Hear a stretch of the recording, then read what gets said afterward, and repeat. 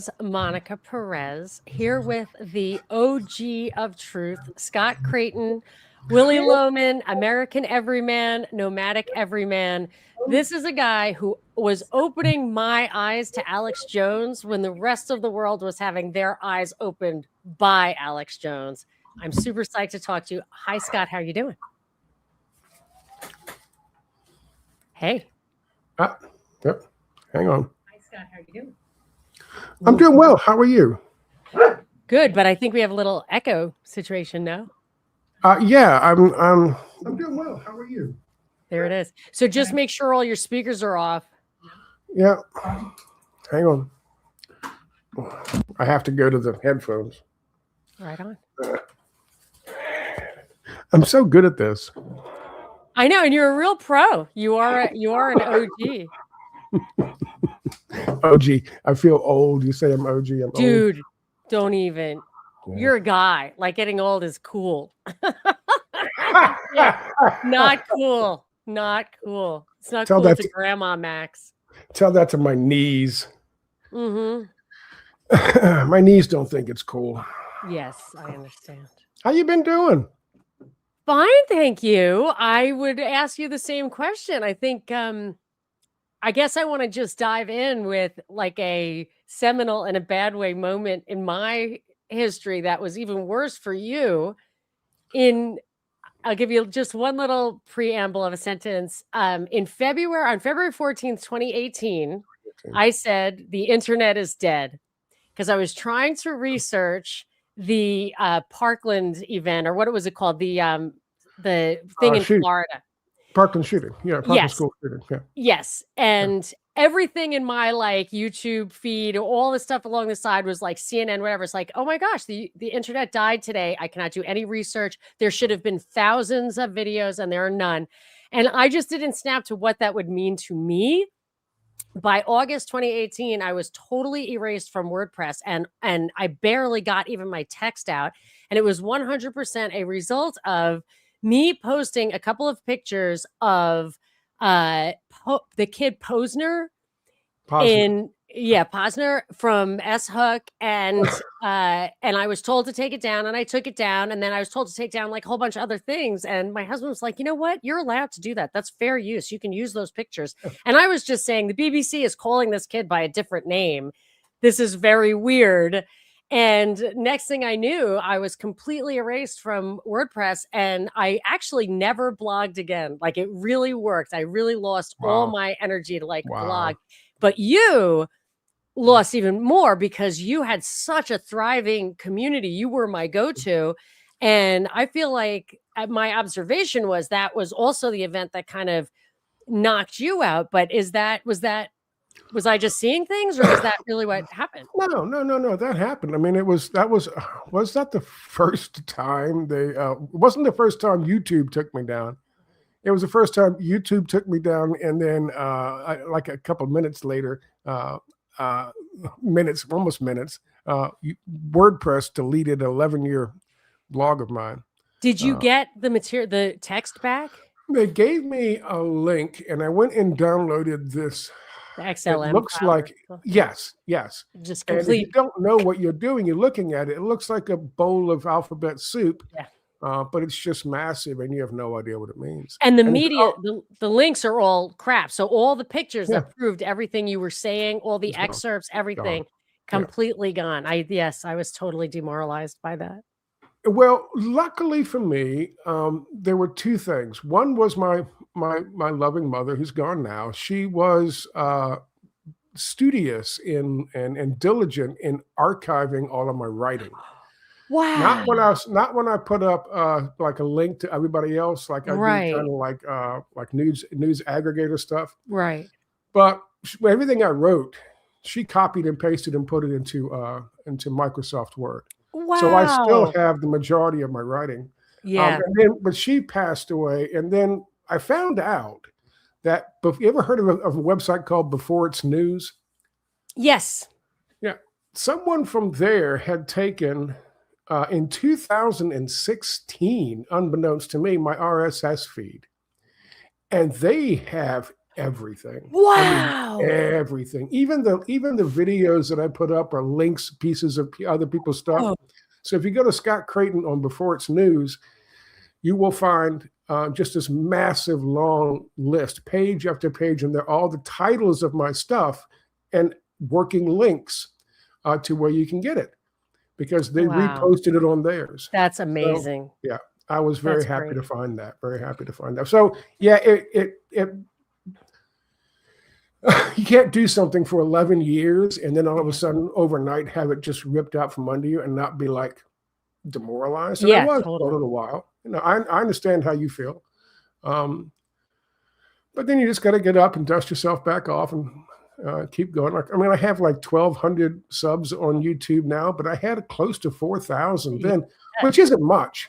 But I don't know. I mean, I think that it may have been underestimated. Like I literally remember being at a Little League game with one of my kids, like however many years ago, 13 years ago, and just being like, this guy really figures. I think I was communicating with you at the time, like, how do you figure all this stuff out? And the real, like, mind-blowing one, there were several, but you just knew right away, the way I know right away. So, like, I'm doing a show today about the Pope and Trump, and I'm, like, going back to my tweets from the day the Pope was elected saying, this is the bullshit that's coming. I think I called it a global psyop of discord is coming, the American Pope, whatever. But I really got that, what I call truth dar, from you. And it was way before I mean, people are still thinking that Alex Jones was waking them up. And I'm like, you had him as Disinfo Jones. I mean, when I started following you in 2011 or 2012, the Edward Snowden thing was absolutely masterful.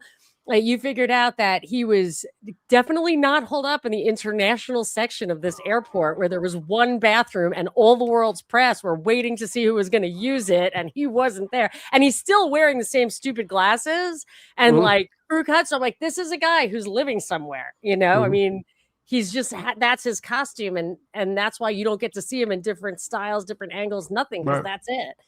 Yeah. But I could go on and on. There were so many things that you nailed right out of the gate. But I want to know, so I didn't figure stuff out until around then, but you were in the forefront of the 9/11 truth movement. And I would love to, you know, if you wouldn't mind giving me can you give me a little bit of, like, you know, your journey, anything you think was important about that from day one? What opened your eyes day one? This is it's an interesting story. I was living in another duplex. This is the duplex I was in before this duplex, and it was like 2005. No, 2004. And my next door neighbor Jessica had a nice little daughter, and they used to play. And I was becoming friends with Jessica. And one day she's over at my house. My house, it's a duplex. It's the same house, really, but she was in my apartment, and she's talking about this. She's going to class to become a nurse. And one of her instructors is talking about 9/11. And she goes, "Oh, Scott, if there's all these problems with it, the building shouldn't have fallen down like that, and this and that and the other thing." And I started to get pissed off. And this was a friend of mine. And it bothers me talking about this. So she hasn't spoken to me since, and I haven't. And she moved out, and I got mad at her. And I got mad at her, and I yelled at her about this, that, and how stupid she was. And you don't listen to these fucking idiots. Pardon my language. Oh, you can do whatever you want. I don't care. And she stormed out because she wasn't obviously prepared to deal with a conversation like that. And I realized that I had lost a good friend. And I got mad. And I got mad at the 9/11 truth people. The term truther hadn't existed. It didn't exist yet. And this is late 2004. So I said, I'm going to put all these people out of business. So I pulled up everything. I took up everything. I got all the information. This is even prior to the 9/11 commission report, that idiotic thing. And so I pulled up the Popular Mechanics stuff and their breakdown and all of this stuff, and I was putting it all together. Which I once said, I was like, see? A listener was like, no, that's crap. It took me 9 months. Yeah. Wow. at one point at the end of it in 9 months, I said, "Oh my God, she was right." And I've And that always must have been wanted. mostly original because it wasn't a really robust field, but you always wanted to No, go yeah, back yeah, and yeah. tell her. I always wanted. I always hoped that she would find out or hear from somebody. Yeah. That one little conversation Yep. she had with a friend has sparked everything that I've done since. I am nothing except for what she did, the courage she had to open her mouth and have a conversation about something that was difficult with a friend. It cost us friendship, but what she did was she sparked me and everything I've become since. And I think that's an important lesson for people, And think of what the ripple effects were of what she did. And that, I Yeah, mean, I'm sure people don't give you the credit that you deserve, but people will, like, I always think other podcasts or whatever, other bloggers will most likely go to you first because you really usually nail it first and then just rip it off. Like they were not going to yeah. say, I couldn't figure this out. but I don't care. That's yes, fine. right. You don't need the credit because No. their audience is going to get the truth unless they distort it, which I find annoying. I think the funny thing. Then I started up. I of course went on to be on 9/11 Blogger after that, and then I was on Fire Dog Lake writing little posts on that, and then I opened up my own website in 2007, and I've been on the Inner Truth movement ever since. And I think the most important thing is you talked about. You mentioned in the lead up to this, one of the things you want to talk about is how everything really since 9/11, how much of what we understand and what we perceive to be the world is fake all around us. And I think we had a sense. You were around, in the truth movement after that, not too long after that, but I think 2011-ish, yeah, 2012. yeah. Yeah. Boston Marathon bombing is when I was like, wait a second, those guys work for the CIA. Yeah. Yeah. I was like, okay, now this is complete. They're not on like, oh, could you find these two guys for us? Here's their picture. I'm like, I have the list of terrorists within 1 mile, and that's it. Yeah.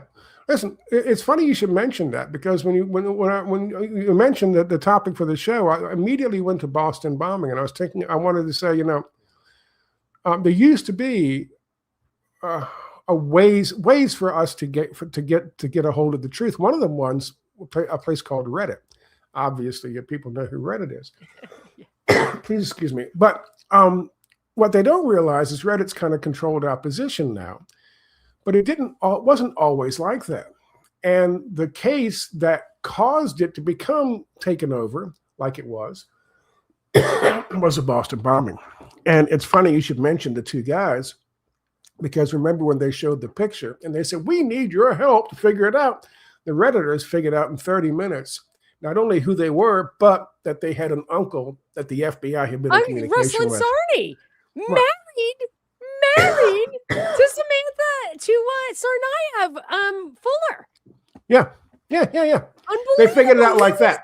CIA head of Chechnya, Afghanistan, whatever. He was the guy who said, this is what we got to do. And Ruslan Sarney's address was the same address. I remember like I have their address. Like, what the hell? Right. And the Redditors found it immediately. And within 30 minutes. Yeah. And then 30 minutes, they knew not only who they were, but what you just described. Yeah. What their entire background was, and the fact that they already knew who they were. Yeah, they did. So I just as a brief side note, you could tell that in the video of them standing around, the older brother kept looking at his phone and kept looking at his watch. He was waiting for somebody. Their handler contacted them, said, "Bring your backpacks and meet me at this location."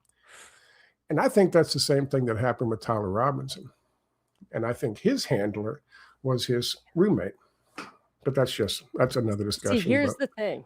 At a certain time, and I think of you often, because after a certain point, maybe it was August 2018, I said to myself, and I'd literally read it on your blog, if you don't know who did 9/11 by now, I can't help you.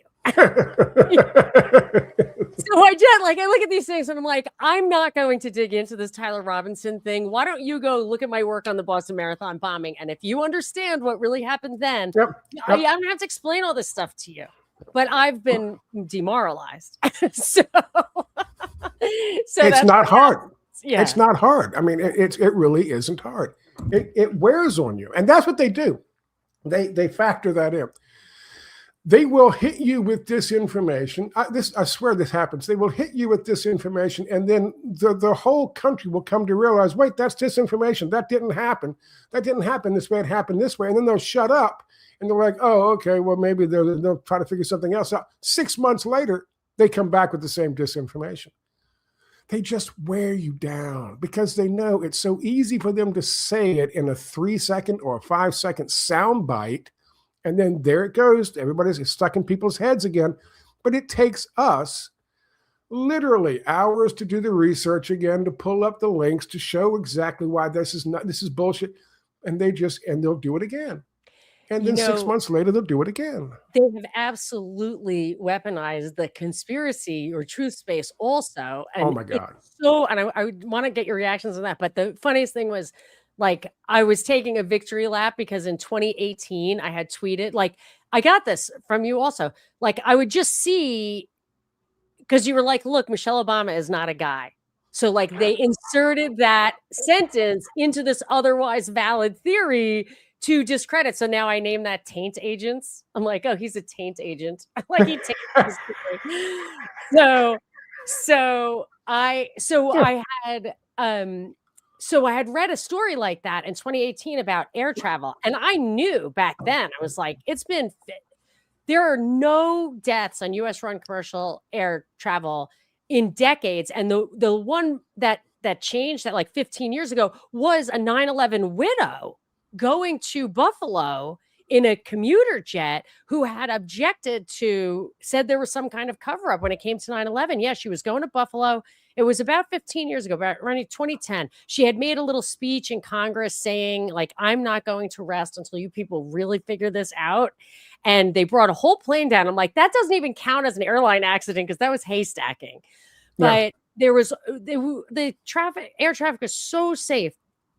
And I saw one little thing about how they wanted to, like, totally revamp air traffic control in this country. And I just tweeted back. I was like, get ready for some accidents. Get ready for the reputation of American air travel to start to deteriorate. Mm-hmm. So then now people are like, oh, yeah. Like, how would you know that? You must be a Fed. I'm like, I'm doing you a favor here. How would you know that? I'm paying attention. Yeah, and I had to tweet this article. Like, that Michelle Obama is a man is in this article. Like, whatever. Air travel needs to get trillions of dollars. It's in this article. Yeah. So, but anyway, the weaponization of conspiracy, like, that's maddening too. Yeah. I mean, they want us to get to the point where we don't believe anything that we see. Because they know they can't control. Listen, they can't control the internet like the way they want to control the internet. They can't get rid of everybody, because if they get rid of this person, he's just going to come back with another IP address. He's going to come back with a VPN. They can't control. So what they can do is, if they can't do that, then they can make people question anything they see. Nothing is real. Nothing is, and you see that all the time. You see it they started with Obama. Because, when Obama was selling out, he started off with Citibank telling him exactly who he would put in his cabinet. And he took all of their recommendations except for one. He sold out before he took his first oath of office. But he kept selling out and kept selling out.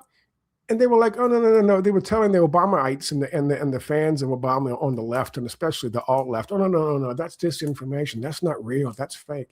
And it started back then, but now it's just off the charts. Now it's off the chain. People who want to support Israel continue to want to support Israel, aside from what's going on with Gaza and the West Bank and Lebanon and Iran and Syria. Yeah. Aside from all of that, they go, oh, no, that's not true. They didn't bomb any kids. That's disinformation. They totally do.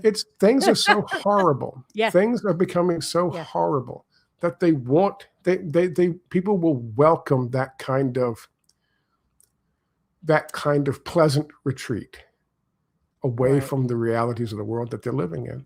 And you can't really blame them. But then again, the more people who do that, the stronger those mothers they get. Yeah. That's what I think. A few things from what you're saying. I first of all, yes, the idea of the conspiracy space being something that they really could not control. Like I consider the internet was a limited hangout. They got everybody on board and then they started to control it, but they can't control everyone. So instead they flood the zone or whatever they call it. Yes. But I've been noticing the same thing with Catholicism. So I'm Catholic. I'm not advocating for it. I'm just saying like all these converts and everything, very, very fishy, very fishy. And Yeah. I noticed you're going to like this. And I doubt, I mean, if anyone were to recognize the name, it would have been you, but I don't know anybody else who noticed it. I was like, what is this Catholic integralism thing? It's like, and it's even cuter than Christian nationalism. Catholic, Yeah. like the United States should be informed by Catholic policy. And the spearhead of that, I don't know if you noticed this, a Harvard professor named Adrian Vermeule. Does that name sound familiar to you? It does. Because Where do he I remember him from? co-authored something with Cass Sunstein called Conspiracy Theories, in which they invented cognitive infiltration. Cognitive infiltration. Right. So they are doing it. They're doing it. I mean, it's how they beat the system.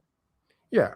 I mean, well, I'm glad you brought that up because I was just thinking about that and making a note on cognitive dissonance and Cass Sunstein. That's one of the things they do when they can get access into a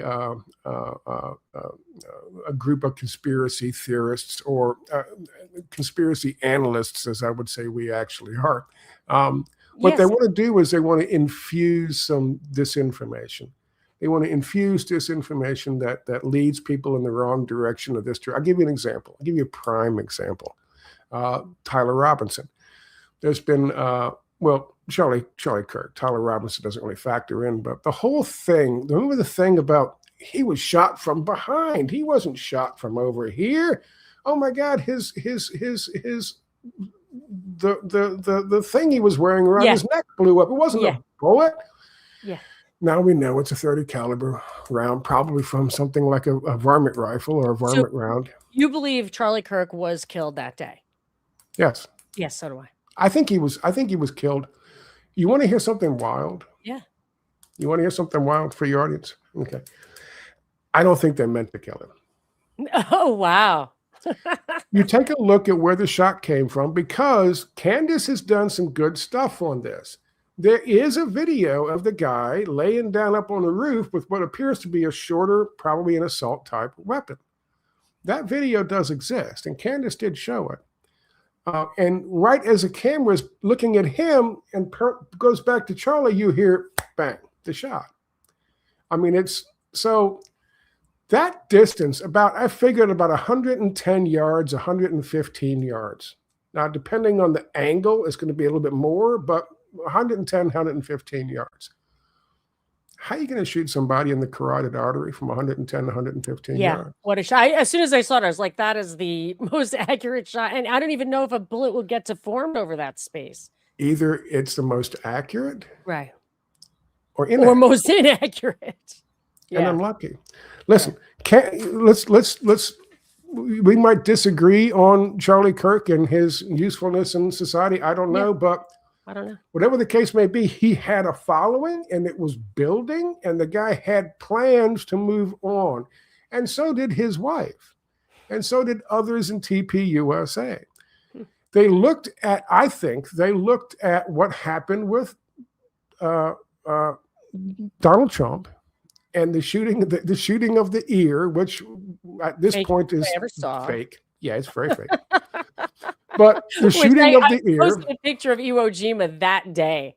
Oh, really? Yeah. The person putting the flag up? Yeah, of like him going. I was like, oh my gosh, this one. But I think is it a stretch to think someone said, you know what? If we took a little pot shot at him and hit him in the arm with a varmint round, can't really hurt him that much. And then he stood up and went, fight, fight, fight. Then his popularity would increase 50-fold, and he would be the next. And of course, He there had would to be the win. whole God thing. It would be brilliant. The problem is if that happened and they used a varmint round, what they don't understand about the varmint round is it splinters. It splinters into shards, into flashes. And I think if I can see the actual autopsy, was he hit on like a bone and did a flashet come off of that bone into his jugular, into his carotid? Because that's one heck of a shot. People want to say that video, I looked at that video, and my son's an EMT, and I wanted him to look at the video, and he's like, I'm not looking at death porn. Like, no. And I respected it. I was like, thank you very much for putting me in my place, but I'm totally looking at it. And it looked real to me. It absolutely, I had just taken CPR or whatever, and they told me all about like the arteries and the bleeding and everything. It looked real to me, but then it was real. Everybody said it, everybody quote, it was just that idea was shouted down because conspiracies have been, you don't know what to believe, your own eyes or whatever. Like you can't figure it out. I can't, but you could. Now, you know how I knew it was real? Yeah. How he went into the defensive posture. I'm not going to reenact it, but he went into the defensive posture. And then there was like a 2-second thing and he was out. If you do an MMA, like watching MMA, and somebody gets somebody in a rear naked choke, what it's doing is the exact same thing. It cuts off all the oxygen to the brain. Will take 2 seconds. Yeah. Yeah. So 2 seconds, they're out. 5 seconds, they're gone. For sure. Yes, that's right. And that's what happened to him. That's what they told me. Exactly what happened to him. Yeah. What? That's exactly what happened to him. He went like this. He was, and then you could just see him. And he could take the stopwatch and go 1001, 1002, 1000. There you go. And that's when he just went completely. And every once in a while, this happened with Vegas too. I'll know someone who knows someone. So in both of those cases, I knew someone who said, I know someone who died in that Vegas thing. Like people died. And I was like, okay, I don't know, but all right. I mean, that's a data point. And the same thing with this, like somebody at the ER or whatever said I saw him dead. I don't know that person, but it was like a friend of a friend. It seemed legit. I'm like, okay, I'm going to put that in my little hopper as, if somebody said he saw him dead, I have no reason to I can't be absolutely positive he wasn't dead, but it does seem like it was intentional because so the wife would take over, who's obviously more cooperative. Think about this. I mean, yes, that's what she did. And people will look at it and go, oh my God, she must have done it on purpose. Except for the fact that that's an impossible shot to make. If you want, if you just wanted him dead, you wouldn't use a varmint round. He wouldn't have a little tiny hole in his carotid artery. If you wanted him dead, you would have taken the 30-06 and you would have blown a hole about that big through his chest, or his head. Right. If you wanted him dead, why use a varmint round? Why use something small? Yeah. That seems like a. I think that was an accident. Now, don't get it twisted. What she's doing, even if she didn't plan on his death, what she's doing is still despicable. But is it indicative of an indication of the plot to have him killed with somehow a magical shot to his carotid artery, or is she just immediately go, okay, this is my opportunity? And jump on that. It's the carrot and the stick. I can take the money or I can take the lead. Like I'm not. Right. Yeah. So I think maybe now, would he have been aware that this was going to happen? If this is what happened, if they were planning on wounding him with a little shot, and then him standing up and going fight, and then yeah. Or would it have been something that he didn't expect and they didn't want? They don't want you to expect it because you can't play along. But I think Trump did play along, but I worry. Well, he had to because he put the blood on his ear. Yeah, he had to, right? But I worry that's quite a dangerous game because now they establish a pattern. Charlie, of somebody wanting to do, But even now, I feel like Trump is not safe. Like I don't think the next one's going to be fake. Do you think it'll get to that? I don't know. I mean, I think it's totally possible that Vance slides in before the next election. He would never win the next. Who knows if which election? 2000 before 2028, I wouldn't be surprised if they slide Vance in so he's the incumbent, kind of the way they did the, Biden, Monica thing. yeah, I mean, not Monica. Kamala thing. Yeah. Yeah, like I feel like it's not beyond the realm of possibility. I don't think it matters. I've kind of figured it's Newsom AOC time, just to be like, I didn't start this war, but I'm going to finish it and I'm going to be heroic. And, Democrats are always like, in the end, the system isn't broken. Thank God. I could see both things happening. I can see. Yes, agreed. Newsom. Yeah. I can see Newsom AOC or AOC Newsom 2028. And I could see J.D. Vance, but I see them ushering J.D. Vance in before 2026. Oh wow! In order to give reinvigorate. Yes. In order to reinvigorate the conservative Republicans and do a lot of stuff. Yeah, because he's worse than Trump. Because he's the teal bot. Yes. Absolutely, and he's Alex Karp bot too, not just Teal bot, but Alex Karp. Yeah, Alex Karp is even scarier than Teal. Well, he was clearly a created person. Like I literally think when he joined the service, they gave him one of those assessment of men tests, and they're like, "Oh, he's a complete psychopath." Like, and they told him, "Marry an Indian chick, and we'll make a movie out of your life." Like, I really think he's that out there. You think Trump is a Manchurian candidate because he got caught with his pants down. Okay. I disagree with you on Trump. Well, I think I called that psyop in 2015 when Kate Steinle got shot by an immigrant, supposedly. It's a very long story. In San Francisco, right after Trump launched his campaign saying, and immigrants are sometimes good people or whatever. And it was totally covered up by the media and the government, and the public defender who was going to take the case of that immigrant and make a movie about it was killed in like doing coke with a whore, even though he was such a nice guy, a family man. All four of his grandparents had been in Japanese internment camps. Like, that was such a psyop that in 2015, I was like, Trump's a psyop because they don't pull this stuff out for anybody. They pull it out for a big deal. But I think we disagree a lot on that. So we don't need to go down we could get more into why you think Trump is a psyop. But I mean, I think he's a Manchurian. Let me just. Yeah, for sure. Either way, he's a Manchurian candidate. Yeah, he's a Manchurian candidate, but he's a Manchurian candidate or a psyop, kind of like the accidental tourist. He doesn't really know what he's doing. He's just kind of bumble-butting around. They play up to his ego. They play up to his need for compensation for whatever reasons.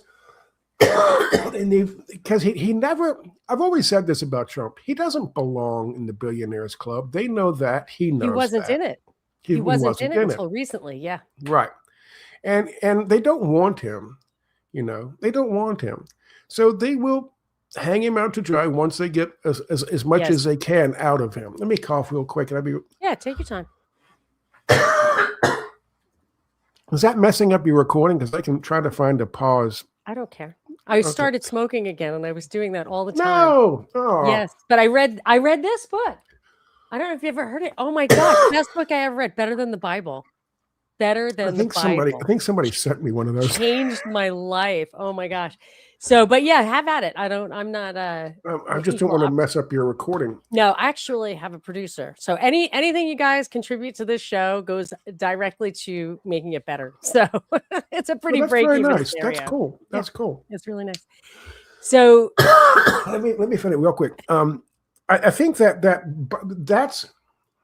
Yeah, his family's getting super rich. Yes, his family's getting super rich. And his kids don't really get criticized that much. They could not at all. His sons left his wife and 5 children for Gavin Newsom's ex-wife. You probably didn't even know that. I didn't know that.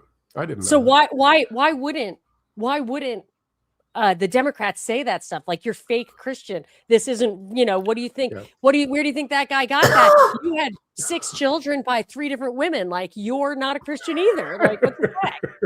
So anyway, I think it's about I think that's the deal. And but Vance is different.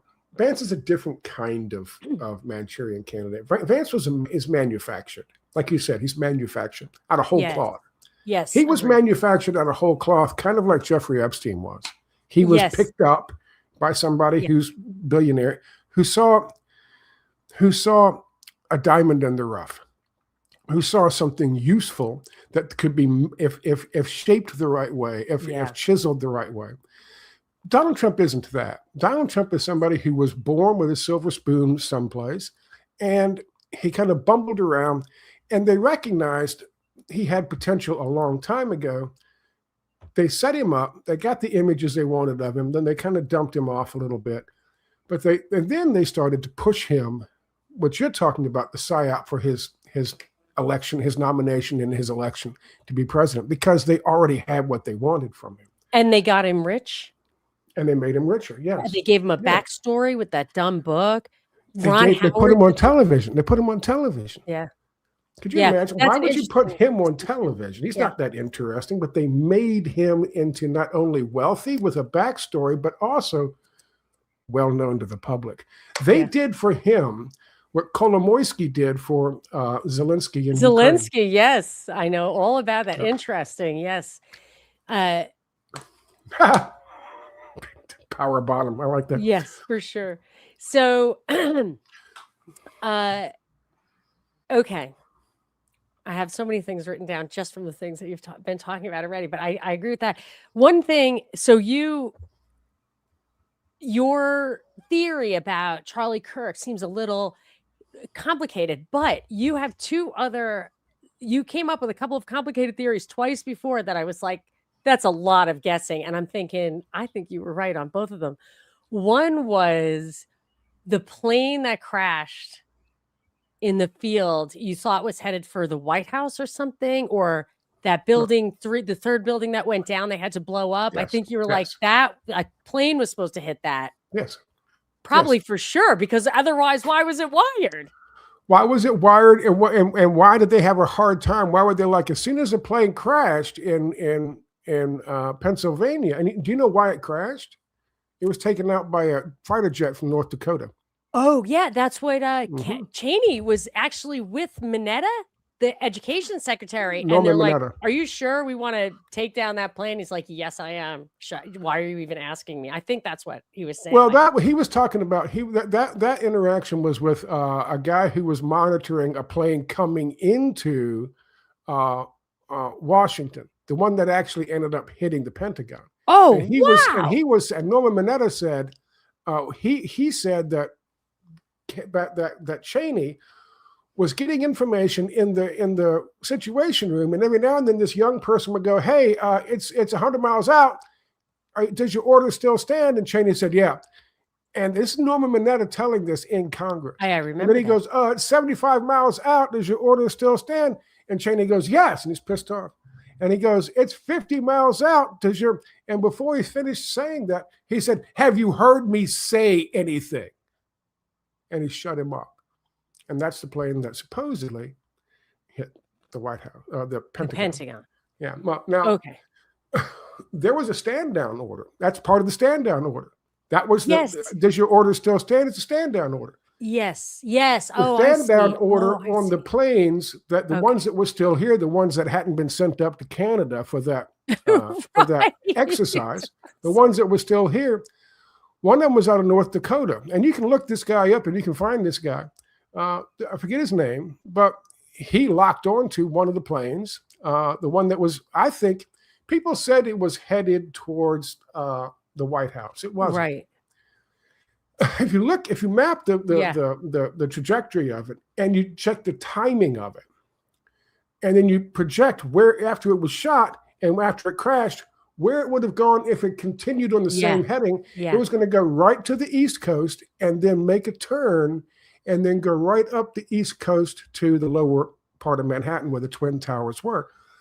But if you look at the timing of it, and you map in about 450 to 500 miles per hour, what you get is it showing up about maybe an hour after the two towers had been dropped. Which would have been so crazy. Which gave them chance for the smoke and the dust to clear. Yeah. Because so all those people be sitting there going, and I called this the final act of the shock and awe of 9/11.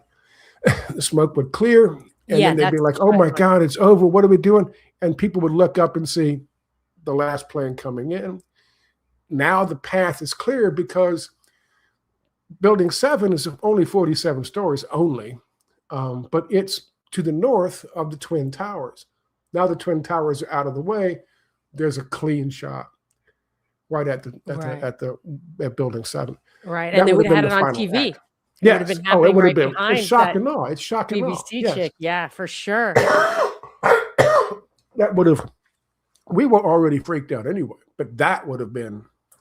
Luckily, he took the shot and dropped them.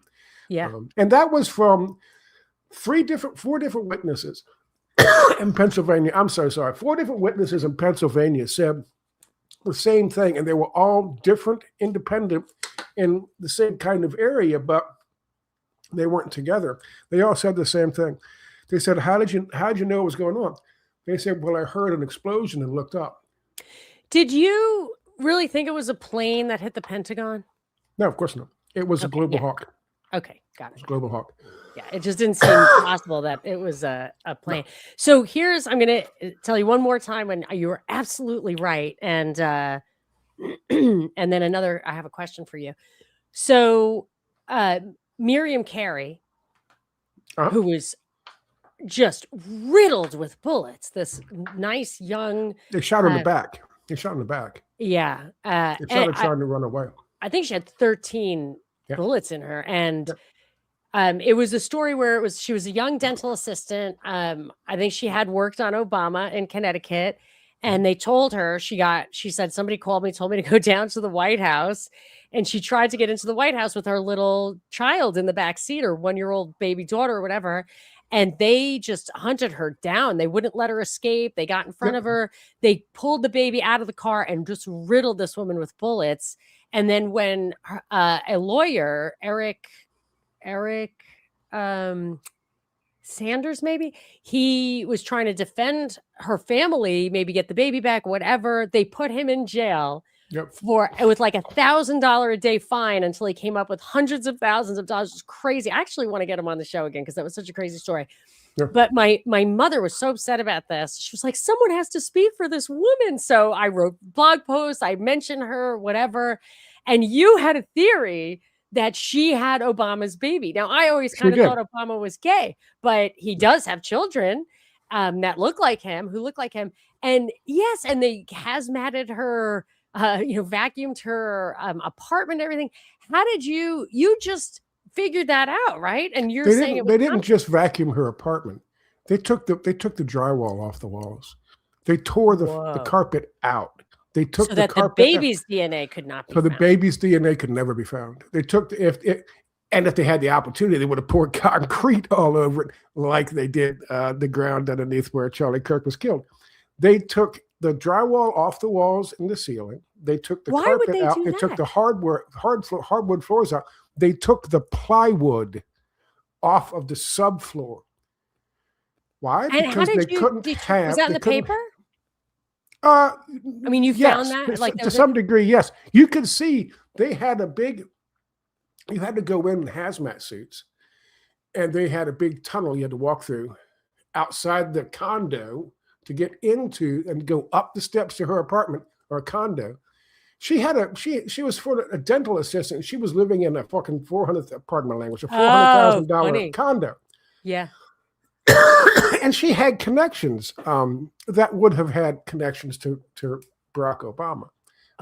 And she wasn't called to come down there for no reason. She wasn't called to come down there. It was Barack Obama's wedding anniversary, and they were in the White House.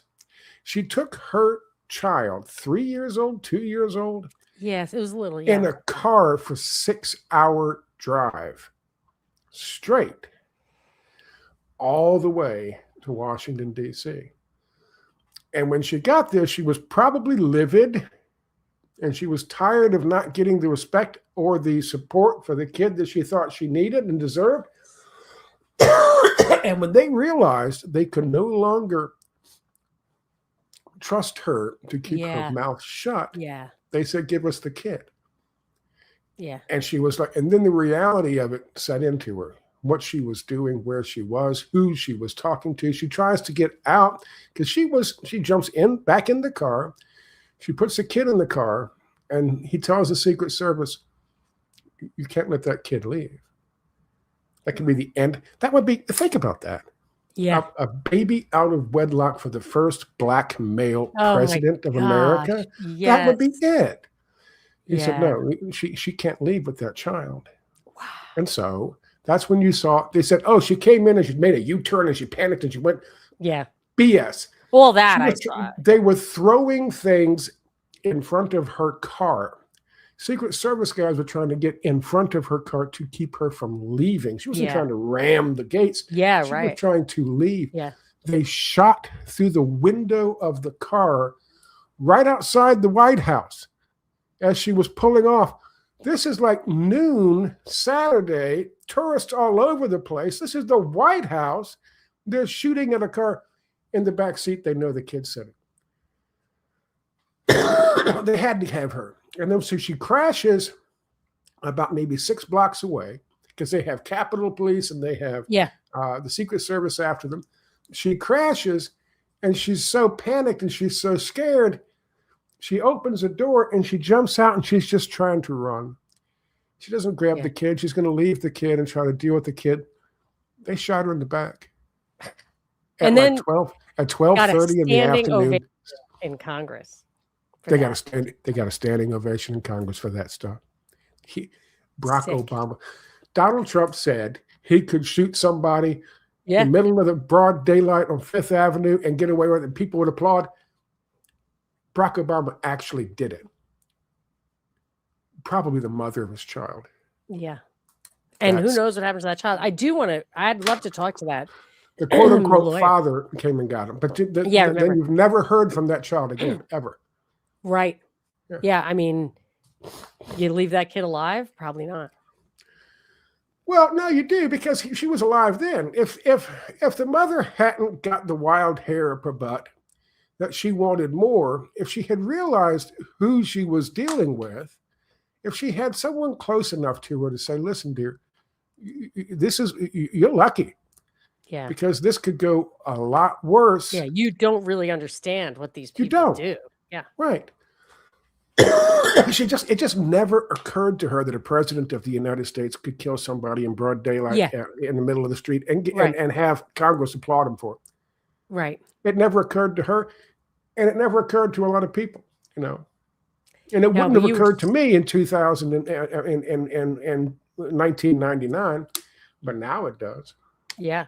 But the fact that you identified that the actual kernel of the story, which I mean, I would just scratch my head like the time that stenographer in Congress started saying like a house divided against itself cannot stand. And then she was ushered out. Like, I just am like, something really weird happened there. I can't figure it out, but it's definitely weird.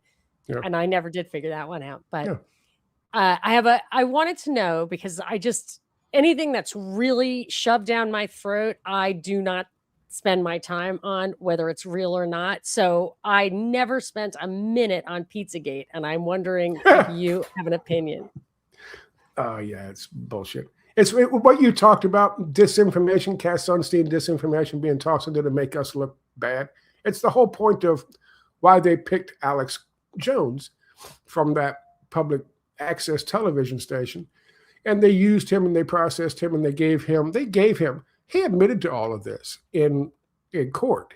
It was a former quote unquote Air Force intelligence officer who picked him up, gave him a staff, gave him writers and researchers, gave him a studio. And then back in those days, it wasn't on the internet. Yeah, it was, got him syndicated.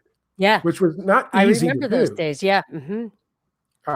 That guy did all that for him. Then he put him in touch with the photographer, and they did the whole thing with the what's the thing with the owl? Not Bilderberg. It's not Bilderberg. Oh, the Bilderberg thing. Oh, yeah. No, and Kay Griggs. Is that Bilderberg? Is that Bilderberg? Yeah, Bilderberg. Bilderberg not the Bilderberg. Bohemian Grove. Bohemian Grove. Yeah. Yeah. That guy put him in touch with the photographer for the Bohemian Grove stunt, where they said the way they got in to this place where, I mean, like Kissinger was there and Clinton was there and Reagan had been there, and all of these powerful CEOs. According to Alex Jones, this is one of the first ways I realized I knew Alex Jones was BS.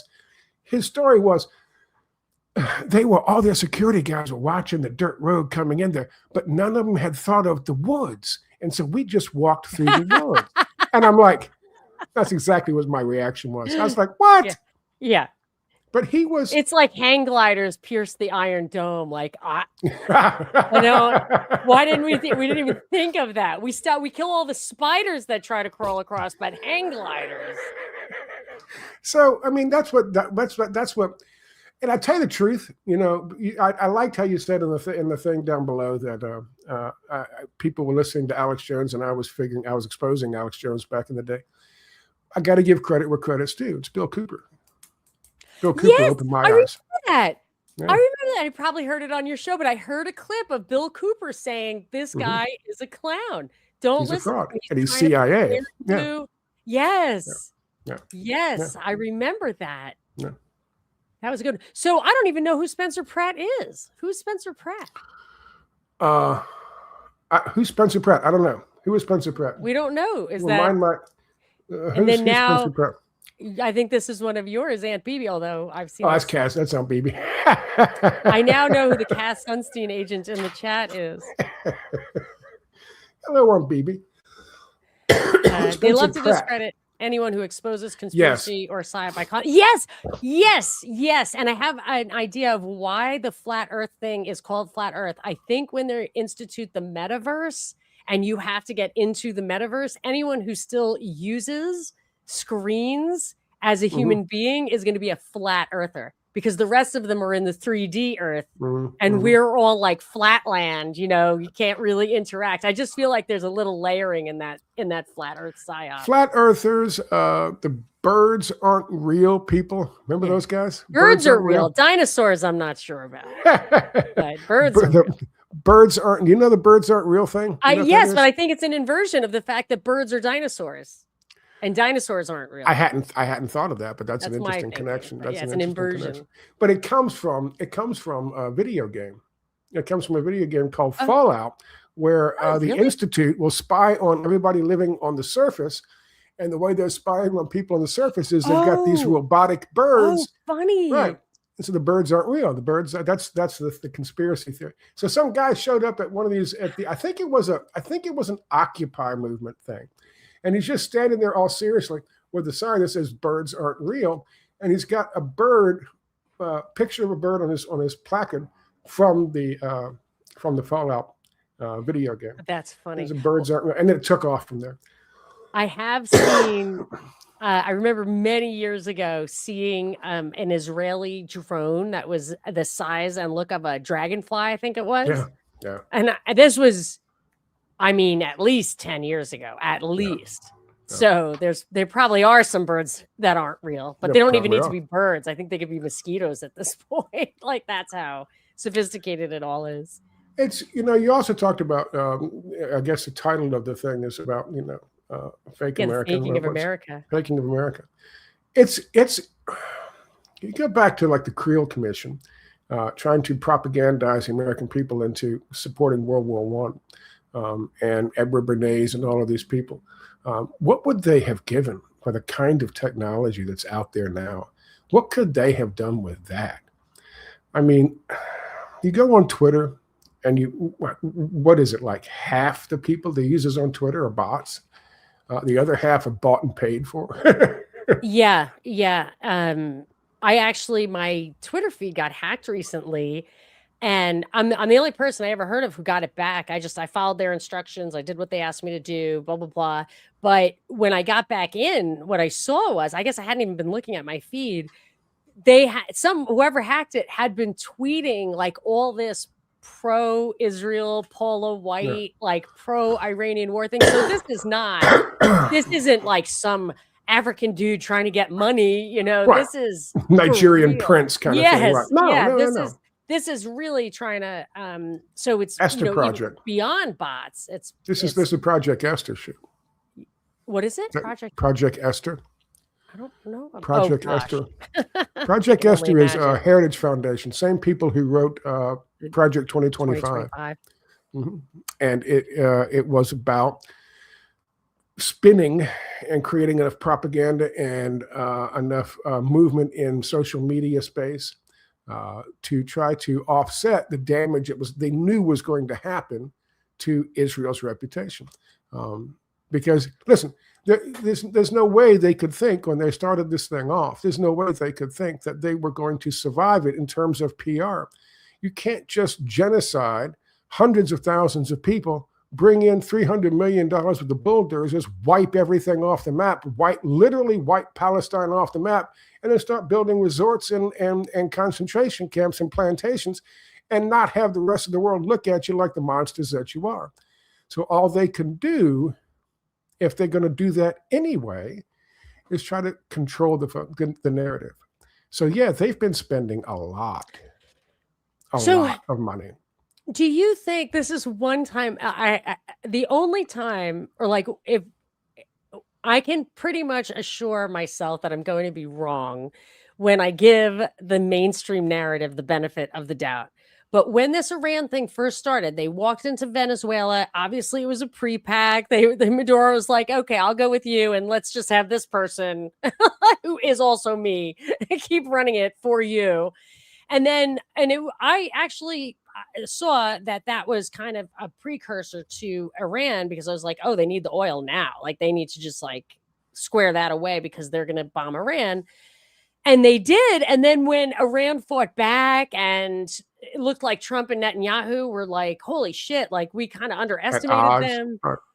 And I was like, they might have underestimated them. Maybe Israel doesn't run the world or whatever. Like, I always wonder who's really on top. And now that they have opportunities for peace, and they won't let it. Yeah, right. It feels like it's a manipulation to change the energy world or whatever. But like, so what's your beginning to end view of that situation? And does Israel run the world?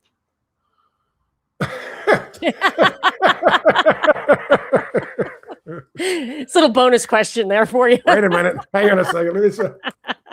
You were the first one who said way back. I'm going to phone a friend. I'm going to phone Alex Jones. Hang on. This info. What's up? You were the first one I remember saying way back in the day, like, I have a question for you all, and the Jews did everything is not a good answer to this one, so you're definitely aware of the situation. You've been around, like, you remember back in the day when you ran and they would do this disinfo stuff because they would go after 9/11 truth people, advocates. Yes. Oh yeah. They would go after us by saying we were all anti-Semites. And so everything that you wrote or any video you made and posted, you'd always have someone pop up and said, the Jews did it. And they would always scream and point the finger at the Jews just to make everybody look like. And boy, has that taken off since then. Because I mean, when I was on the radio, I would never have like it would just be off the air. I was off the air eventually anyway. But now, if you don't say that, you're a fed. It's mainstream. That's mainstream now. I mean, you've got politicians hopping up. You got Bernie Sanders hopping up there going, the Jews did it. Oh, seriously. To answer your question, no, the Jews, Israel does not run the world. The westernized, unipolar world, heavily. And if you extend Israel to include the privately owned banks that make up our central bank systems in the westernized, unipolar world, now you can make an argument. You don't think that defense and energy are still players in the? Of course they are. Yeah. Listen, they all work together in this, but I mean, finance is what runs it all. Yeah. Finance is what runs it all. I mean, it's what rapes it all. It's what just converts everything into these and perverts it all. Yes, it just absorbs. It's a way of just absorbing every last ounce of surplus you create with your labor is this financial system. It's really sick. It's evil. It's a rapacious financial system. And now it's because here's the problem. The problem is, for the longest time, neoliberal economic ideology allowed us to go into other countries and then do mergers and acquisitions on countries the same way corporations would do mergers and acquisitions on other corporations. The same way the mob would do mergers and acquisitions on a bar that it took over and took control of. You use it up, you get all the loans you can, you take the money out, then you start to chew up the natural resources, you sell off all the liquid assets, Yep. and then in the end, you light a match, you have a fire sale, okay? That's how we treated other countries. The problem is, now that there's pushback from this multipolar world, and people are saying, you know what, I don't want the IMF loans. We're not going to get into that. We're not going to take out any more IMF loans. You can't stay out of our country. Keep your greedy hands out of here. We'll get a loan from one of these other countries, and they're not going to have any stipulations. You got to do this and this and this and this. So screw you, we don't want you. Somebody built a better mousetrap. Now the problem is, our whole system is built on those mousetraps, and if we can't get infusions of cash that way, we don't have decent ways to make that kind of money, because we've sold out our industrial sector. Because we sent it all to Mexico, we sent it all to China, we sent it all to Indonesia, because you have cheap labor. We don't have that option anymore. So the only way for the masters of our universe to make money in our country, really, the kind of money they want, is through finance. A couple industries like oil, like the military-industrial complex, like Caterpillar getting $300 million to build bulldozers so Israel can wipe Palestine off the map, which is disgusting. But they can still do that. They can still suck as much money out as they can with the insurance racket. They can still do that, but everything else is kind of petering out. So what happens when an empire is dying? It starts to feed on itself. Yeah. It starts to feed on itself. It starts to eat its own limbs. Military also, like, yes, the declining power has spent a lot of time building up their defenses. Militarism becomes, and this idea that nationalism is all about militarization. You got to, if you support the country, then you got to support the military, no matter what we're doing, because they're starting to push for. Alex Karp is pushing for a draft conscription. People are so mandated. dumb. These were like Trump hijacked the Ron Paul thing. I know you were never a fan of libertarians, but Ron Paul at least was like, I wanted to defend the Bill of Rights. Yeah. And Trump didn't even do that. Like, I'm like, how did you people go from the principles to Democrats are fat, or whatever? It's like that was not, that's not the problem. The problem isn't name, the solution is not name calling. The solution is the Bill of Rights. And that's how I thought Trump was fake from 2015, because it's like, this guy never says those things that are the principled position of someone on the right. Right. And then you had the welfare warfare superstate, which all of them do. That's all you're ever going to get.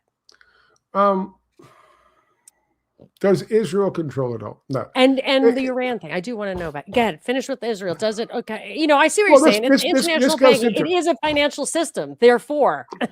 So that's why so many different people, and even not just in this country, but in other countries, end up supporting glorious Israel, no matter what they do, because they'll tell you. I posted a video of some guy with a little box on his strapped to his head today on my website, saying how much smarter we all are, and if you really want to succeed in life, you better get with the program with us.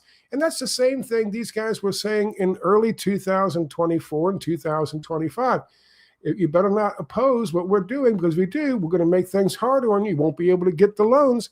They come right out and say it. And people understand that. And people with a lot more to lose on the line than I do myself. So I'm free to say things that I see and actually feel. Not everyone's like that. Not every CEO's like that. Not every COO is like that. Not everybody who lives in a multi-million-dollar mansion can come right out and tell you exactly what he's thinking, because cancel culture for them is quiet. And when you're a class traitor, they will mess you up. And so that's part of it. Does that mean Israel controls the world? No. But Israel's the cause du jour right now. Now, in terms of Iran, yeah.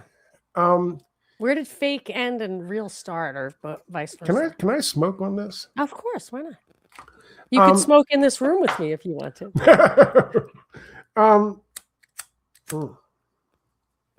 That's a good question. Listen. The problem with Iran is they have no reason to be there. And they know they have no reason to be there. And so they keep trying to say, Donald Trump came out and said, I stopped. And people ask him about $6 gallons of gas. He goes, well, it'll be more expensive if Iran was allowed to get that nuclear weapon. It's just ridiculous. It's childish.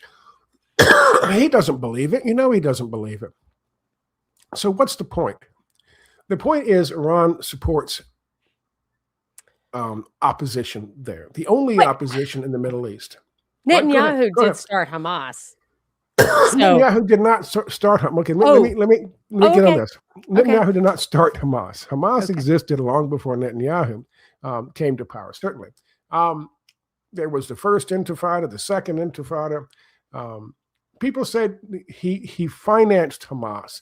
And they said he financed Hamas by Oman sending in money, all this money, and that he allowed it to happen. So why would he allow it to happen if he didn't want Hamas to exist as an opposition, and then as an opposition that would pose a threat? And they wanted an opposition that posed a threat. A couple things. They couldn't stop the money coming in from Oman, because if they did, not only would Oman stop the funding to Israel, but so would Saudi Arabia, and so would the United States back then. Okay? He really had no choice. The thing about the elections that brought Hamas to power was this. They say, well, they allowed them to have the elections, and that shows you that they wanted Hamas in power, because then they could use that as an excuse to get rid of them. Now, they spent $24 million. Back then, that was some money in Palestine, propagandizing the people to vote for Fatah, which is the Palestinian Authority. They wanted the Palestinian Authority to take control of Hamas, because then what they could do is do to Gaza what they're doing to the West Bank, which is break it up into Bantustans, take the pieces that they wanted, utilize the pieces that they wanted, and then slowly but surely take the rest. Take it through incrementalism. That's what they would prefer. In the lead up to the elections, they were told they're going to lose, because Hamas at that time had stopped with the first intifada, started the second intifada. They stopped doing bus bombings. And their thing was, if the people of Palestine want to live in peace next to Israel, we will abide by that. That was their official position, Hamas's official position. But up until then, we will oppose any occupation of Palestinian land, which is why they won in 2006. If you remember, 2005, I remember watching videos, where the last of the Israeli settlers in Gaza were dragged out by their feet. Who dragged them out? The IDF. And so people are like, well, see, no. They dragged them out, and they cleared the settlers out because they wanted to show that if they played ball with Fatah, then they would get fair treatment. So that's why Bush and Netanyahu, and they all got together and said, okay, let's do this. Let's get rid of the settlers. They told the settlers to leave. The settlers said no. They sent in the IDF to drag them out. I thought they just wanted to switch from a secular thing to a religious thing so they could call them irrational. I just thought it was as simple as that. Well, but no. Palestinian Authority isn't really secular. Certainly Fatah isn't secular. But Arafat, who they probably Arafat was. I mean, Arafat could have had his uses, but the problem was, even back then, if you look, West Bank was a Bantustan apartheid state. Gaza was free. They were secluded. They were a ghetto, the world's largest ghetto. Yeah. Right. But they were still free inside Gaza. You know, and that's who they call terrorists. Like the government of Lebanon, they don't call the government of Lebanon terrorists. They call Hezbollah terrorists because Hezbollah opposes occupation. Hezbollah opposes what Israel wants. If you oppose what Israel wants to do, you're a terrorist. In Iraq, the General Military Council of Iraqi revolutionaries rose up after Obama had to take our people out. So we called them terrorists. We couldn't really say, oh, they're Iraqis who want their country back. The Syrians, the so Syrian resistance. Right. They made them into ISIS. They made them into ISIS. And they filmed fake beheading videos to make us hate them. Oh my gosh. I was laughing at one of those once. Oh, they're so funny. With my son. With my son was little at the time. We were just rolling on the floor. My husband, he was infuriated. He was like, I cannot believe you people are laughing. Yes. And we're like, it's fake, but he couldn't see it. You know what I mean? It was so fake. Like even the flames were fake. Nothing was burning. Oh, was that the cage one? Another one, where there's an axe. You pointed out the axe in the middle. But like there were so many things that were so fake. And then one time I stumbled upon a real beheading. I could still cry. Yeah, like I can't think about it. It makes me upset. But the fake ones, I mean, then there were the parodies of the fake ones. That was the thing that was really funny. Like, did you see the Japanese contest? No, they had a contest. Oh my God! When their journalist was beheaded, it was so bad they had a contest, an internet contest. I entered with ISIS standing over a beheaded Santa, plastic Santa statue in someone's yard. I didn't win. Yeah, but you made an effort. That's good. I made an effort. Yeah. No, what kind of a monster are you? Yes, I've definitely being married to a normie has been a little tricky. That's funny. But yeah, so the I remember there was a 2012 document in the Levant report that talked about we need an Islamic State on the border of Iraq and Syria. It's just what we need. And it was a leaked, quote, document. I'm sure you remember it, from the Defense Intelligence Agency, which I had never heard of before. But it was run by Flynn. Yeah. DIA was run by Flynn at the time. So all these people are like, oh, Flynn, he's being persecuted. I was like, Flynn is an absolute, he's an operative of the, here's some proof. Here's some evidence that Flynn is a complete inside job. Yes. And, just nothing. It's like my mom loved Ollie North. I'm like, Mom, he's a real American. I'm like, he used to come to, I was born and raised in Lynchburg, Virginia. He used to come to Thomas Road Baptist Church and then Liberty University and give commencement speeches. Oh, he was at Liberty University all the time. Yeah. So I'm looking at the things I wanted to cover. Yeah, go ahead, keep going. To answer your question, is Iran exceeding expectations, or was it planned? There's two ways of looking at that. Or did they think it was going to be a quickie? Well, Trump might have been told it was going to be a quickie. Yeah. I understand. I'm sure he was by people. Look who his advisors are. Tulsi Gabbard's she's the most qualified. And all she did was 4 years because her father told her to go look good on her political record. She was in the CFR. Yeah. So I think Trump is really like a New York gangster type guy, not like a gangster, but like, like just a corrupt New York businessman kind of thing. And like, he's doing whatever and it's fine. He doesn't even care. Like, he doesn't care that they're like, he even says it. He's like, I was wrong. Who cares? I mean, it's, I think, but everyone else says, anybody who knew what was going on, they said, you can't go after Iran. There's a reason that Israel has wanted this for 30 years and no U.S. president has given it to him. And there's a reason that the only U.S. president that gave it to him because they have video of him doing something in Jeffrey Epstein's mansion.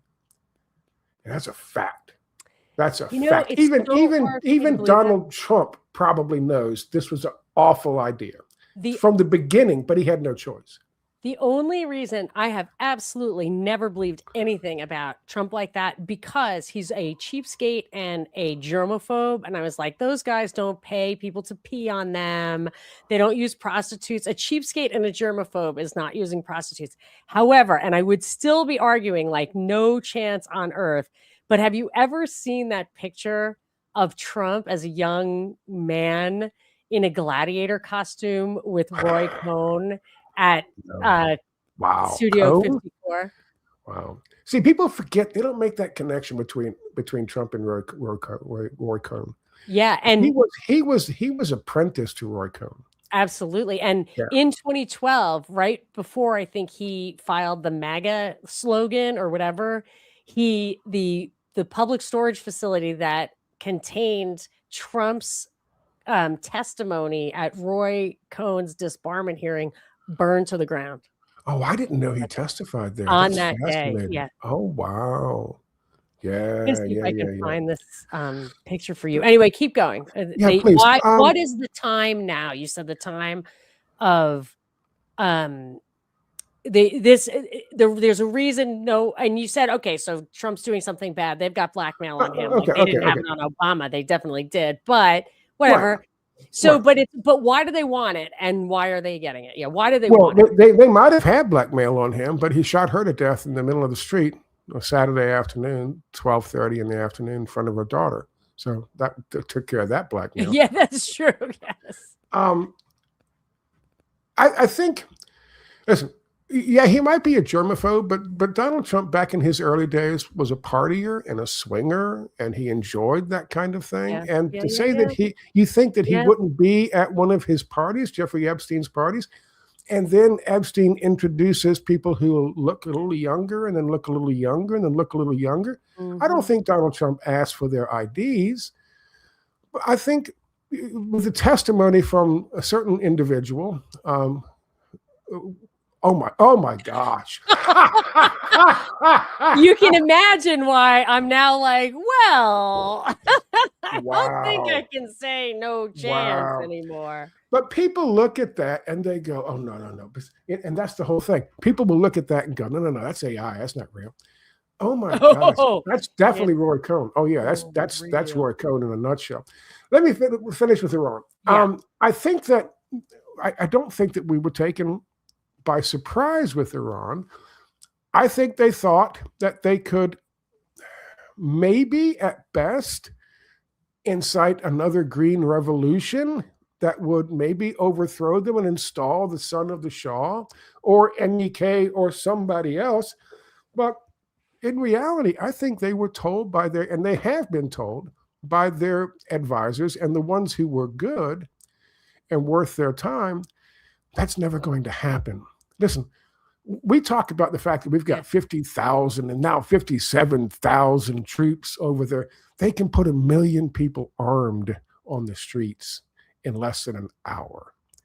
1 million people in a country of 92 million. It's like Switzerland. It's just a fortress. It's just mountains and terrain. It's had the same borders for that's the first thing I looked at. Like how long is those borders? Yeah, right. It's like that is a nation.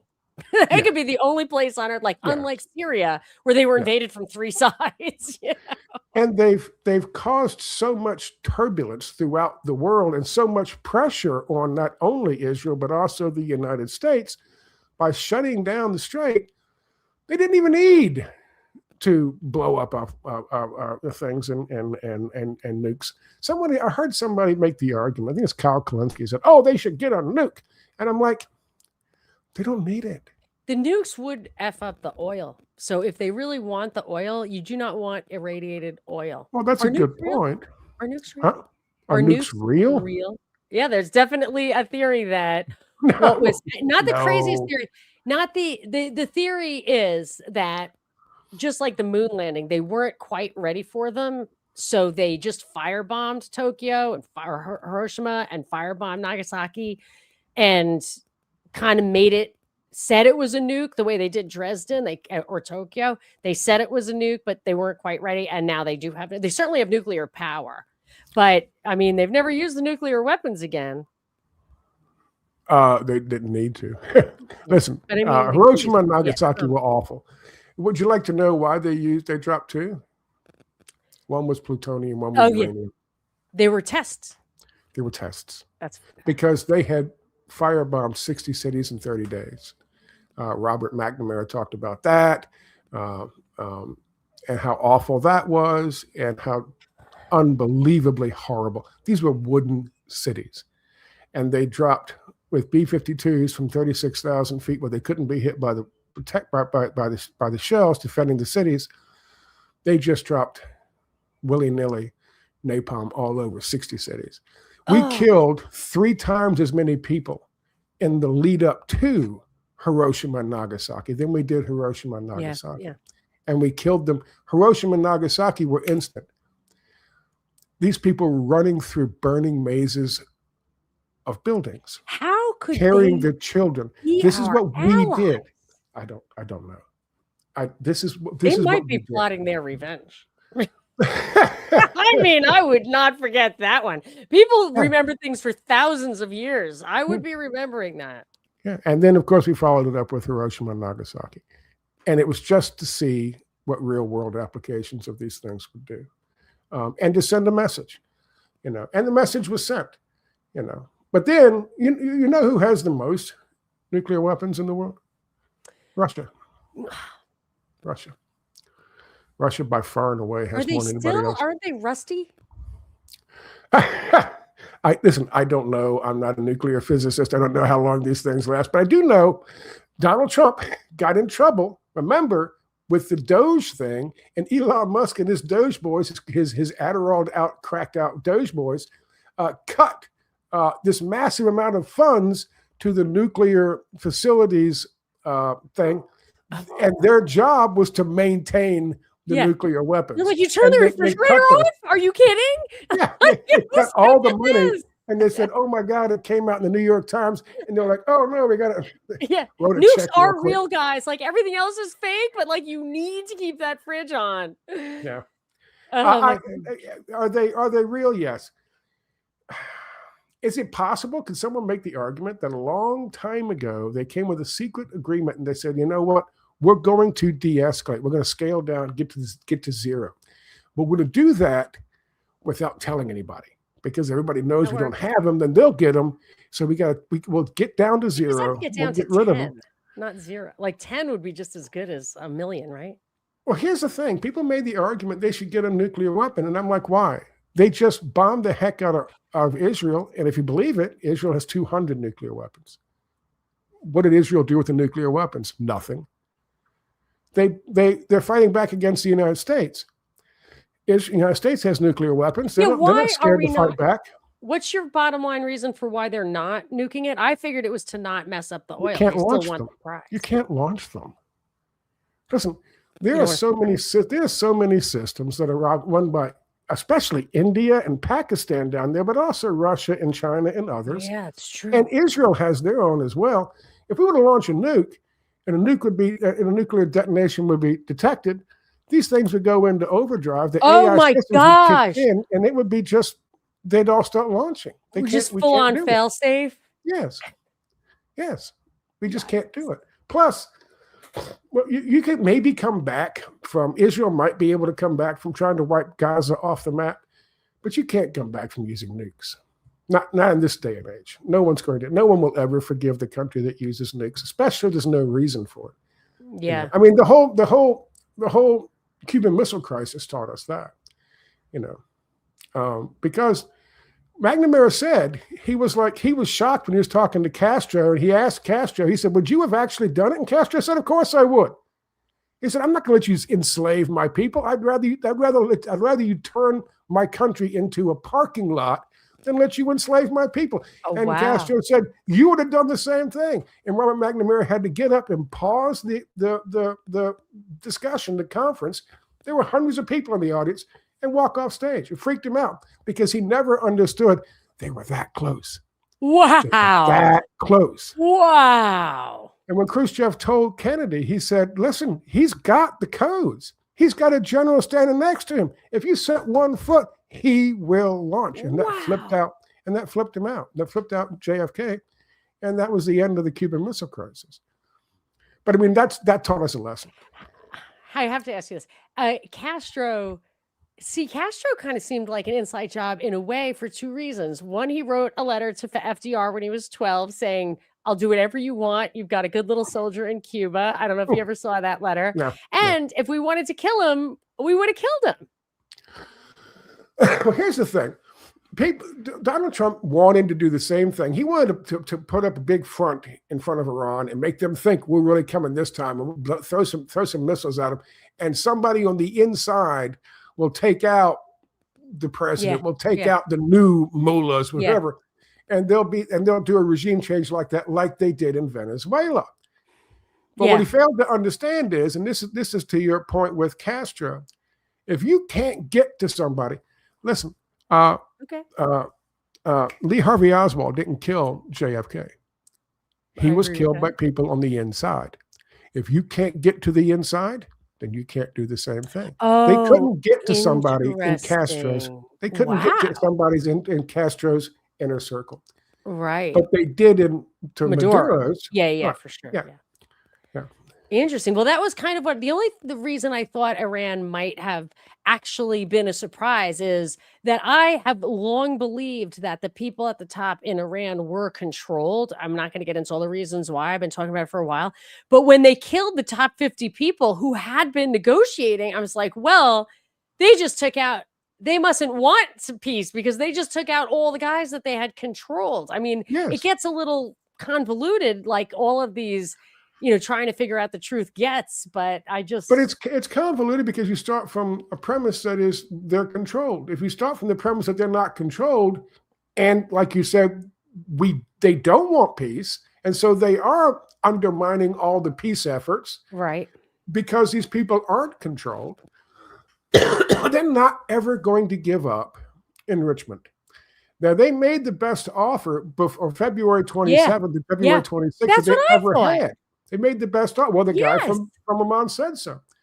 They made the best offer. And then, of course, Trump and Netanyahu start bombing. Because but here's the thing. They were taken aback by it. They were shocked by it. They didn't expect so much resistance, not just from the people around the leadership, but also from the people themselves. Yeah. They didn't expect, they thought the people would fold sooner and turn on their leadership. That didn't happen.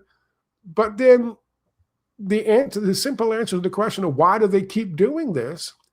The answer is simple, because they've had this plan in place since the late 1800s. And that is the Greater Israel Plan. And if they can't get it now, they will never get it. They will never get it. I agree with that. They are like, this guy, he might not even have the power in November. Like once the midterms, it might be gone. Yes. I agree with that totally.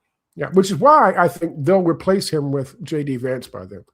Because then they might be able to persuade the American people that, people voted for the Republicans and kept them in power because they got rid of Trump.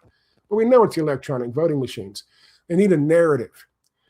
Right now, if they come back, they need a narrative. Absolutely. And so that could be the narrative. People said, okay, the Republicans came out to support J.D. Vance and this new administration in their attempt because it's all Donald Trump's fault. It's all Pete Hegseth's fault. 100%. Yeah. They just cordoned it off as if this is a rogue actor. Yes. And then it's a scapegoat situation. Yeah, I agree with that. Yeah. So before we wrap, because it's about time to wrap, I want to make sure that we got to the kind of circle the square or whatever, square the circle on the faking of America, which I think you were kind of observing as I have been, but you caught on to 9/11 way before I did. I mean, what did you want to give us a little? Did you have further thoughts on that? Well, you were around back in the day. I mean, you're OG as well, and I think the most important thing for us back then as we kept having to deal with all the fake people who were coming out and going, oh, they let it happen on purpose. Oh, Yeah, there lie were hop. rabies from space. Lie hop, right? Ooh, Lie hop, yeah. right?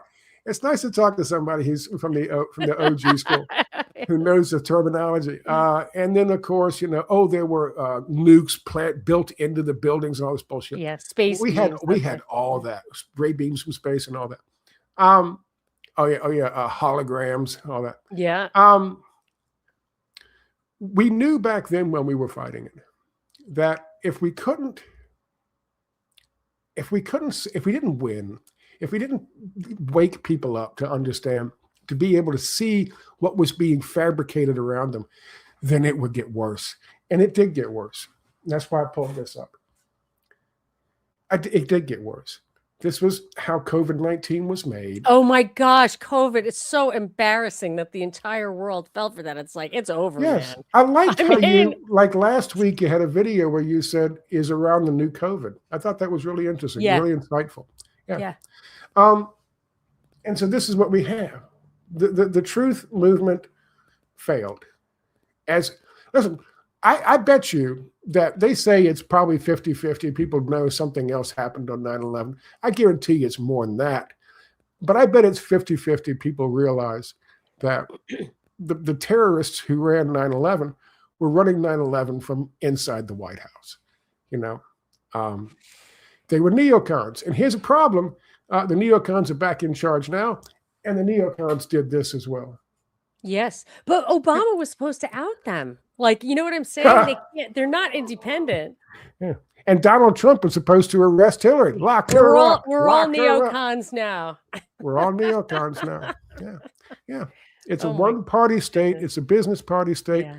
And the neocons, you would think that they thought with all of the things that had happened and what had come to light that they would be gone. And then Donald Trump was going to be the populist guy, and he's going to drain the swamp. And they just usurped him. And they came sweeping back into power. Yeah. And I thought when he fired John Bolton, he was doing something. He was trying at least, but they just replaced him with 10 others. You know? No, I'm a little hopeless on all of this. I just, I don't like, even with the Pope, like day one, I was like, this is not going to work.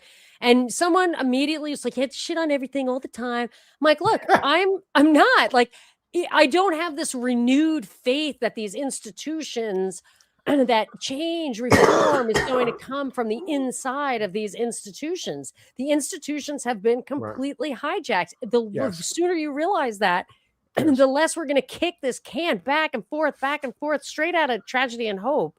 Yes. And so I actually came up, I in my mind, I thought, okay, what's really pissing me off is I read Marcus Aurelius's Meditations.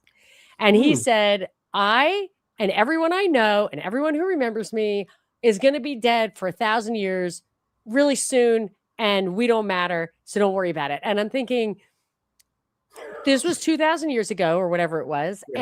Or more than, almost 2,000 years ago. And that system is gone, unless you want to say, okay, you had the Holy Roman Empire, the church, now, like whatever, but it's morphed so much that it's effectively gone. And I see what's happening now. We're moving into this techno state. I don't think we're going to stop it. I think it's coming. I think AI is coming, and whatever control system is coming. And someday, hundreds of years from now, or tens of years from now, or 1,000 years from now, it will be gone. I just don't think I'm going to see it. So it kind of pisses me off. And I feel like saying the only hope is, you know what? The techno state will be gone. Yes, eventually it will be democracy gone. Will be gone. The techno state will be gone. I don't know what will replace it. I don't think we're going back to anything in the past, but I just feel like the only thing we can do is the only thing anyone ever could do, which is teach the next generation the fundamental principles of human liberty, dignity, whatever, humanity itself, human nature, like just try to keep humanity alive in a grassroots, almost oral tradition in a way. Right. And that's it. That's all I got. Do you have any words of hope? Yeah. Or reaction to that? Jessica. Yeah, Jessica. I mean, the very first the story I told you. All we can do is spread the information as best we can and hope that the ripple effect will eventually improve the world in some small capacity or in some large capacity. Who knows? Somebody who's listening to you right now, someone who's listening to us right now might be motivated to start their own research and coming up with their own idea.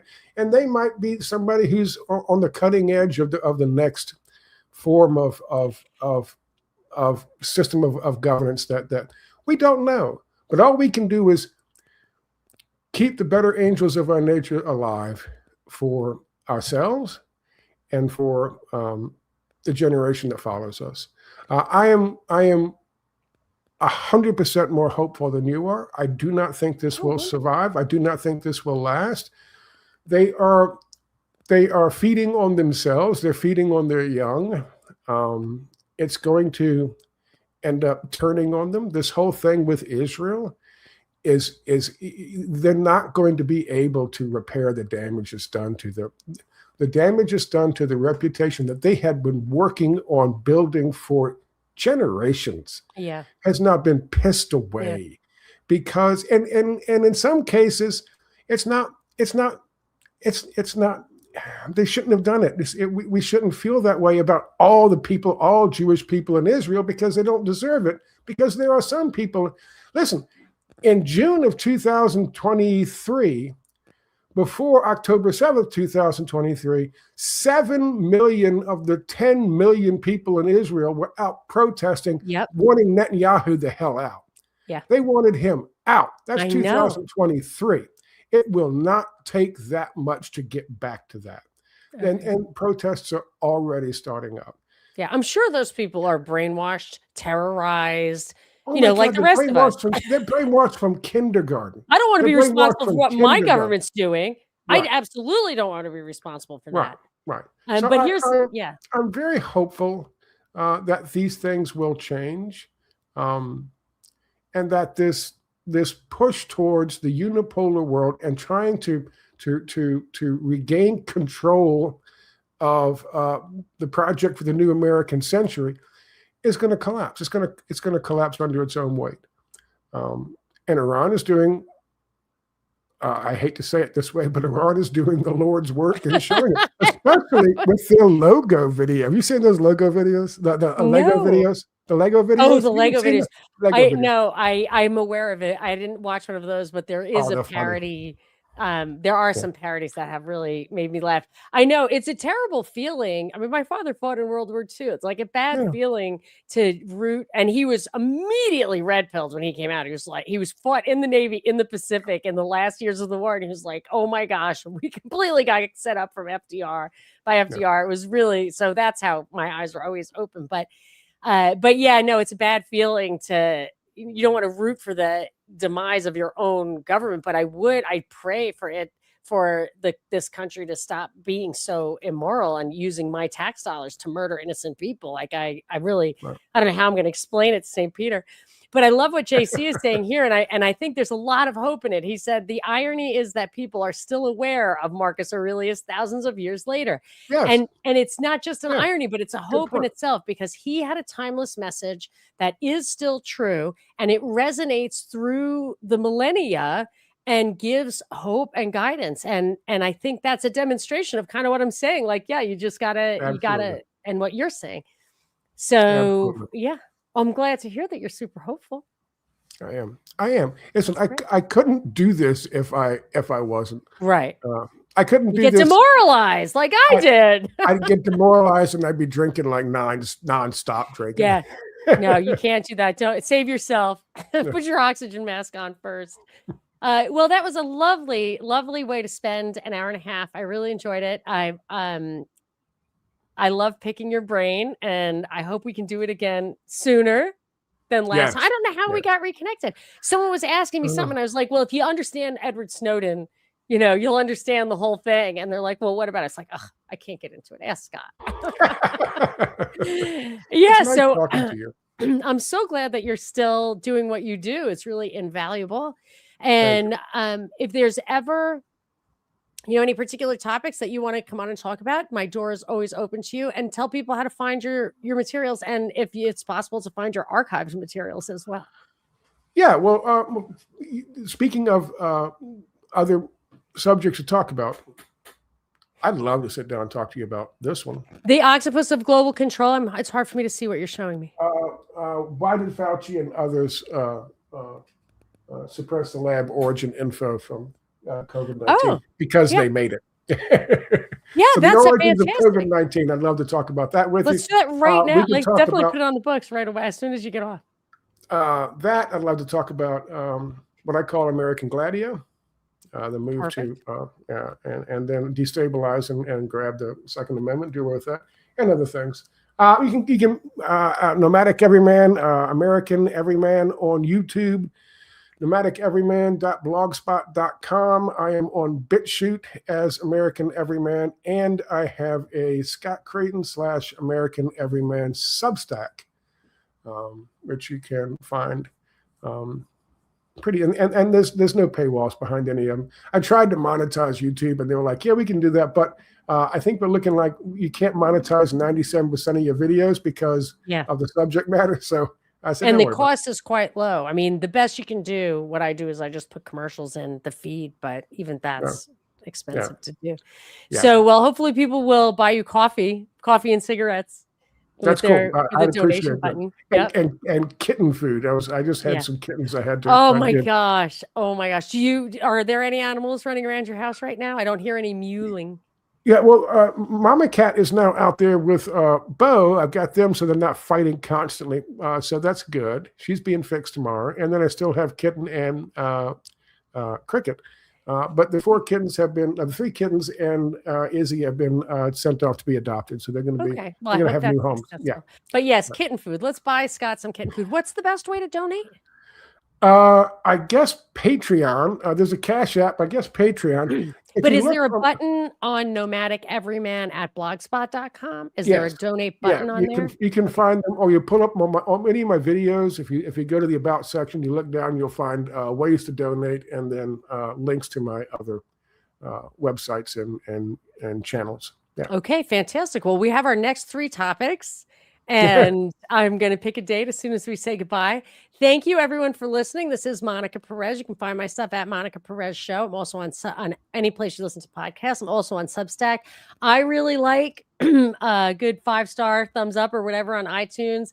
And if you want to throw me a couple of bucks, it does go right back into the show. So thank you all. Thank you so much, Scott, for joining. And yeah, I really look forward to it. I'm actually cutting back on interviews so that I can do more solo stuff because I just can't focus on the news. But I will always make an exception for you. So thank you, everyone. Thank you, Scott. Thank you so much for having me.